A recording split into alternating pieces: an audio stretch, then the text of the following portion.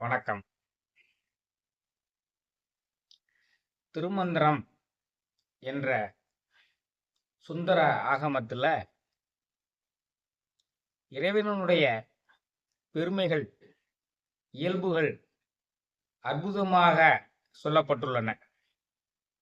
அதை ஒவ்வொன்றாக நம்மளுடைய அன்பர்களுக்கு வழங்கலாம் என்று ஒரு முயற்சியை மேற்கொள்ளப் போகிறேன். அதற்கு முன்னால இந்த திருமந்திரம் எப்படி தோன்றியது? திருமந்திரம்தான் தமிழில் உள்ள மிகச்சிறந்த ஆகம நூல். வேதம்னா என்ன, ஆகமம்னா என்ன என்று உங்களுக்கு தெரியணும். வேதங்கள் ரிக், யஜூர், சாம, அதர்வன வேதங்கள், 4 வேதங்கள் இல்லையா? இந்த 4 வேதங்கள் 6 கூறுகளாக, அங்கங்களாக உள்ளன. இவைதான் நாம் வாழ்வதற்கு தேவையான நெறிமுறைகளை நமக்கு கூறுவன. 6 அங்கங்கள்.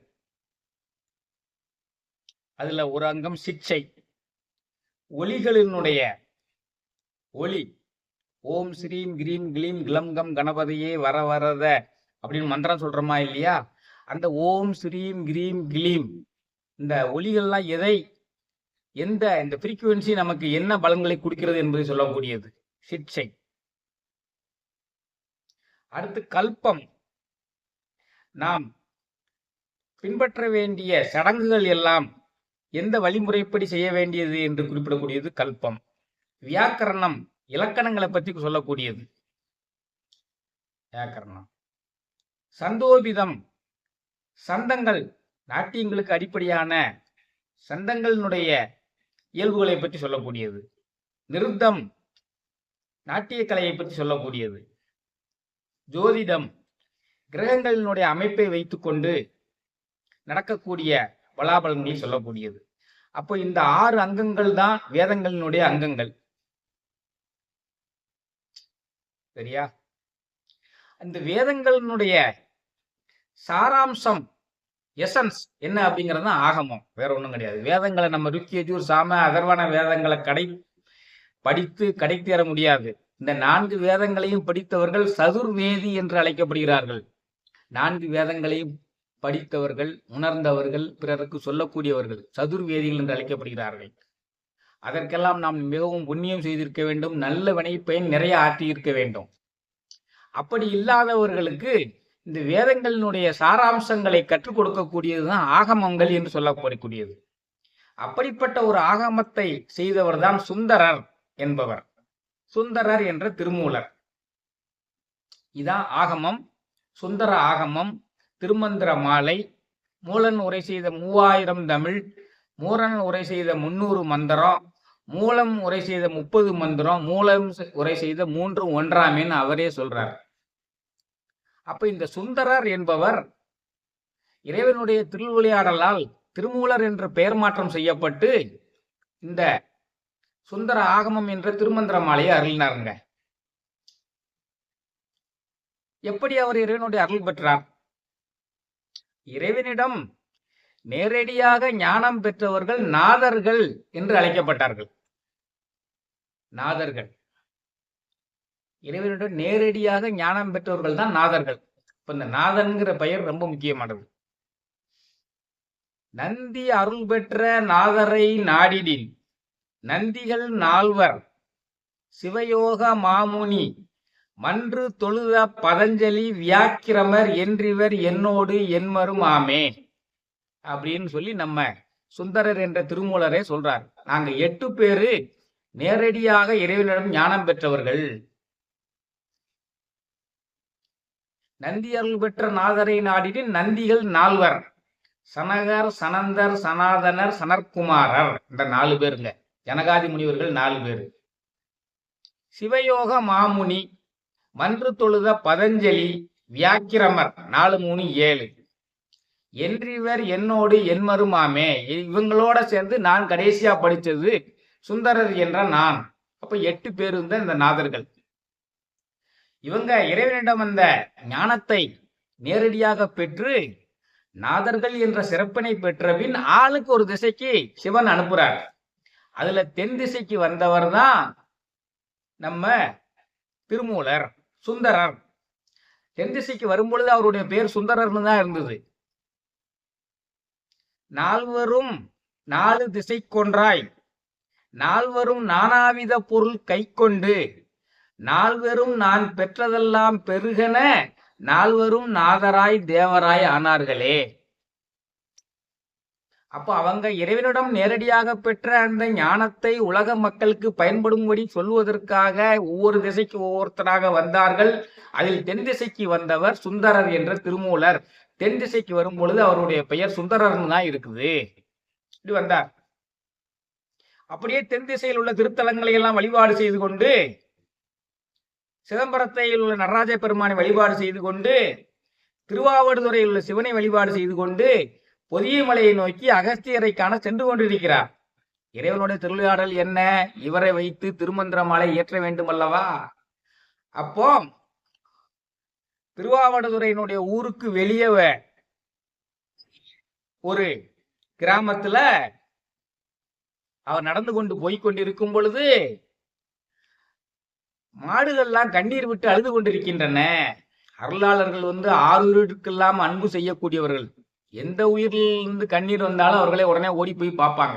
அவர் ஓடி போய் பார்த்தாருன்னா, அந்த மாட்டுக்காரன் பாம்பு கடித்து இறந்து கொண்டிருக்கிறான், அவன் இறந்த துக்கம் தானாமல் அந்த மாடுகள் எல்லாம் அழுது தவித்துக் கொண்டிருக்கின்றன. இந்த சுந்தரர் உடனே என்ன செய்யறாரு? அந்த மாட்டுக்கார மூலன் அழுது கொண்டிருக்கிறானே, இந்த மாடுகள் அழுது கொண்டிருக்கின்றனவே, மாட்டுக்கார மூலன் இறந்துபட்டிருக்கிறான், இந்த மாடுகள் அழுது கொண்டிருக்கின்றன, இந்த மாடுகளினுடைய துயரத்தை போக்க வேண்டும் என்பதற்காக அவர் பெற்ற ஞானத்தின் காரணமாக தன்னுடைய உடலை ஒரு இடத்தில் வைத்து மறைத்து வைத்து தன்னுடைய உயிரை மட்டும் அந்த மாட்டுக்கார மூலனுடைய உடம்பில் புகுத்தினார். மாட்டுக்கார மூலன் இப்பொழுது எழுந்து விட்டான். மாடுகளுக்கு சந்தோஷம். மாடுகளை அன்று முழுதும் இறை தேடி விட்டு வழக்கம் போல வீடுகளுக்கு சென்று விட்டன. இவர் மாடுகள்லாம் வீட்டுக்கு சென்று விட்டவுடன் அந்த ஊர்ல உள்ள ஒரு மடத்துல போய் உட்கார்ந்துட்டாரு. மூலனுடைய மனைவி பார்த்தா மாடுகள்லாம் வந்துருச்சு, இந்த மனுஷனை காணுமேன்னு சொல்லி அவ இவனை வீட்டுக்கு கூப்பிடும் பொழுது, நான் சுந்தரர், உன்னுடைய கணவன் மூலன் இல்லை, போய் வா என்று சொல்லவுடன் அவர் ஊரை எல்லாம் கூட்டி பஞ்சாயத்து பண்ண உடனே அந்த பஞ்சாயத்துல இவரு சுந்தரர் என்ற திருமூலர் இப்படி சொல்றாரு, ஐயா இதான் நடந்த விஷயம், அதனால நான் இந்த பிள்ளையை மனைவியா ஏற்றுக்கொள்ள முடியாது, என்னுடைய ஆன்மீக பணி மிகுந்த தூரம் இருக்கிறது, நான் பொதியமலை சென்று அகத்தியரை காண வேண்டும் என்று சொல்ல ஊர்க்காரெல்லாம் ஒத்துக்கொண்டு, சரிம்மா இவர் உன்னுடைய கணவன் இல்லை, இவர் ஞானத்தினுடைய உச்சத்தில் இருக்கிறார் என்று சொல்லி அவளை தேடி அனுப்பிவிட இவர் தன்னுடைய உடம்பை தேடி வருகிறார். இறைவனுடைய திருவிளையாடல் என்ன? இறைவனுடைய திருவிளையாடல் இவரை வைத்துக் கொண்டு திருமந்திரம் செய்ய வேண்டும் அல்லவா? அதனால இவருடைய உடம்பை மறைத்து வைத்தார்.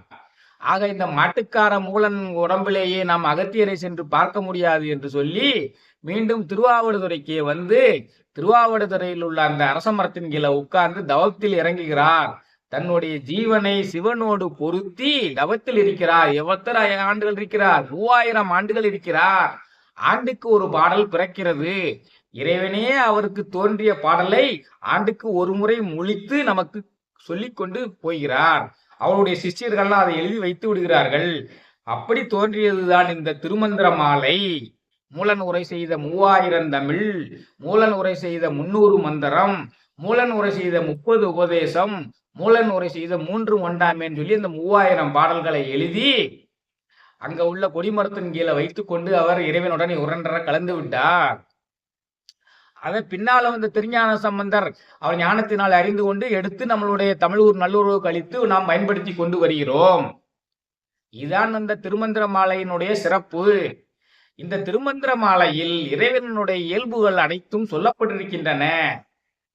அதில் கடவுள் வாழ்த்துக்கு பின்னால் வரக்கூடிய முதல் பாடல் இறைவனுடைய இயல்புகளை 1 முதல் 8 வரை உள்ள அவனுடைய சிறப்பியல்புகளை விவரித்து கூறுகிறது. அவனுக்கு அதனால்தான் என் குணத்தான் என்று பெயர். 8 இயல்புகளை உடையவன். அந்த இயல்புகள் என்ன? ஒன்றவன் தானே, இரண்டவன் இன்னருள், நின்றனன் மூன்றினில் 4 தானே, ஐந்து வென்றனன் ஆறு விரிந்தனன் எழும்பற் சென்றனன் தானுணர்ந்தானெட்டே.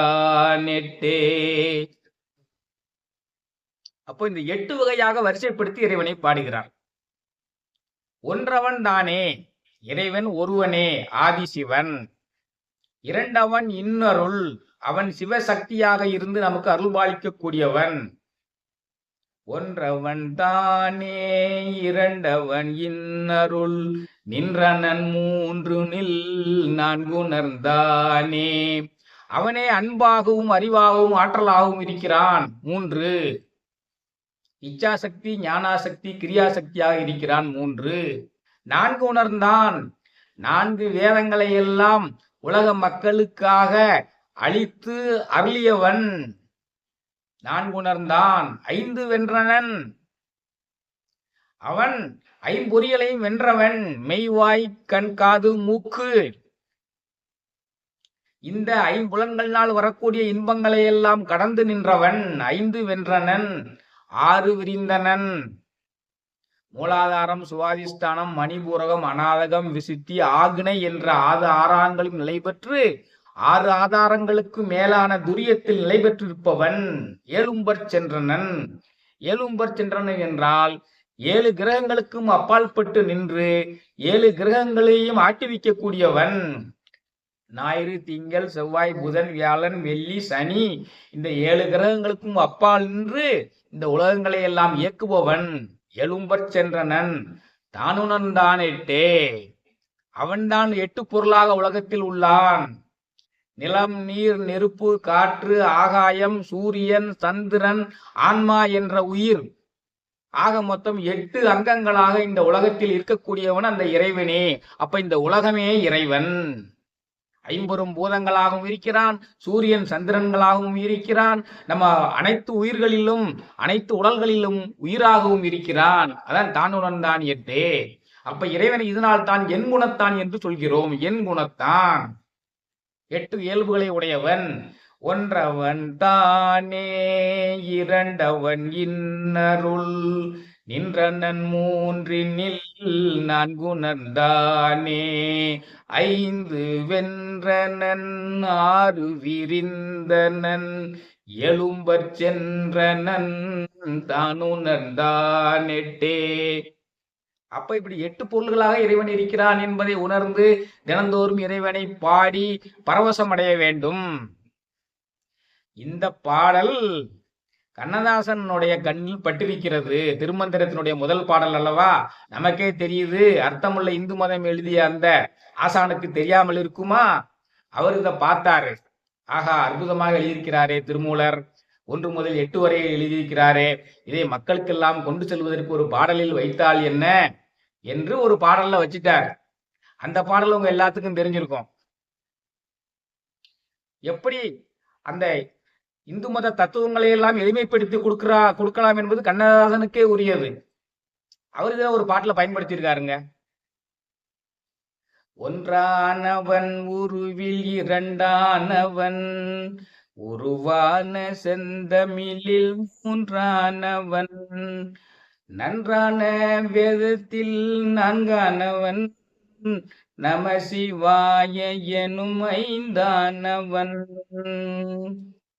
இன்பச் சுவைகளுக்குள் 6ஆனவன் இன்பச் சுவைகளுக்குள் 6ஆனவன் இன்னிசை சுரங்களில் 7ஆனவன் சித்திக்கும் பொருள்களில் 8ஆனவன் சித்திக்கும் பொருள்களில் 8ஆனவன் தித்திக்கும் நவரச வித்தானவன் 10ஆனவன் நெஞ்சில் பற்றானவன் 12 வேலவனை பெற்றானவன் முற்றானவன் மூல முதலானவன் முன்னைக்கும் பின்னைக்கும் நடுவானவன் ஆனாகி பெண்ணாகி நின்றானவன் அவை ஒன்று தான் என்று சொன்னானவன் தான் பாதி உமை என்று நின்றானவன் சரிபாதி பெண்மைக்கு தந்தானவன் காற்றானவன் ஒளியானவன்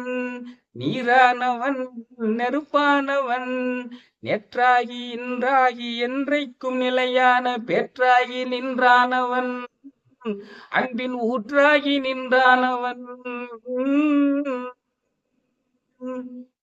திருமந்திரத்துல அவர் ஒன்றவன் தானே, இரண்டவன் இன்னருள், நின்றனன் மூன்றினில், நான்குணர்ந்தான், ஐந்து வென்றனன், ஆறு விரிந்தனன், ஏழும்பற் சென்றனன், தானுணர்ந்தான் எட்டே என்று திருமந்திரத்துல இறைவனை என் குணத்தானாக விவரித்த விளக்கிய அந்த திருமந்திர மாலையை எடுத்து எப்படி ஒரு அற்புதமான பாடலாக ஔவையின் மூலமாக சிவபெருமானை ஒன்று முதல் என்னை வரிசைப்படுத்தி பாடு என்று சொல்ற மாதிரி பாடலை புனைய வைத்து இந்த பாடலை அற்புதமாக ஒரு திரைப்படத்தில் வைத்திருக்கிறார்.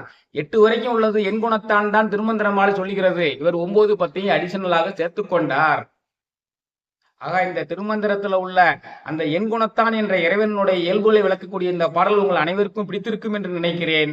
இந்த பாடலை எல்லாம் விரும்பி கேளுங்கள். தினந்தோறும் உங்களுடைய இறை வழிபாட்டிலும் பயன்படுத்தி கொள்ளுங்கள். அடுத்த பதிவில் மற்றும் ஒரு சுவையான திருமந்திர மாலை பாடலை எடுத்து உங்களை சந்திக்கிறேன். நன்றி, வணக்கம்.